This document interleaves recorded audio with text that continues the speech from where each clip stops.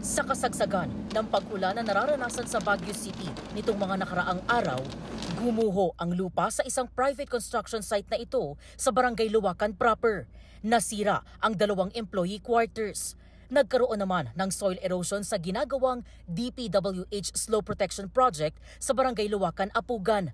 6 na pamilya ang inilikas mula sa bahay na apektado.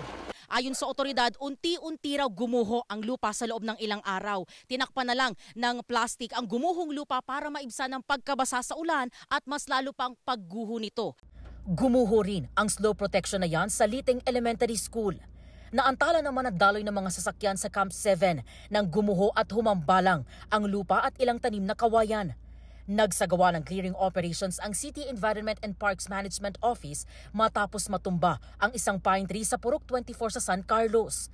Mas pinaigting naman ng Baguio City LGU ang pangongolekta ng mga basura sa mga barangay, lalo na sa City Public Market, para di raw magbara ang mga ito sa waterways at maiwasan ang pagbaha.